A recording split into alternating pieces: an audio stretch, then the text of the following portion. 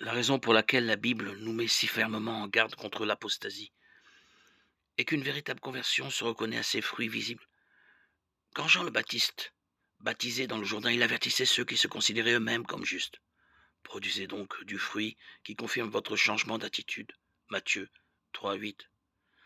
Dans son sermon sur la montagne, Jésus a enseigné qu'on reconnaît tout arbre à son fruit. Matthieu 7,16. Et que tout arbre qui ne portera pas du bon fruit sera coupé, jeté au feu. Matthieu 7,19.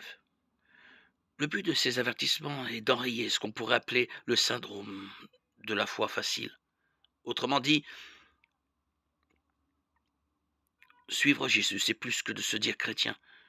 N'importe qui peut confesser Christ comme son sauveur. Mais ceux qui sont vraiment sauvés portent naturellement des fruits visibles. On peut dès lors se demander quels sont ces fruits.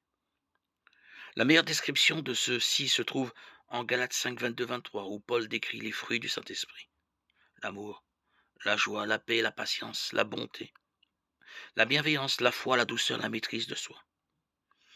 Il y a aussi d'autres sortes de fruits chrétiens comme la louange ou le fait de gagner des âmes à Christ. Mais cette liste résume bien l'attitude qu'un chrétien doit avoir. Les vrais croyants manifesteront de plus en plus cette attitude dans leur vie au fur et à mesure qu'ils avanceront dans leur marche chrétienne. 2 Pierre 1, 5, 8.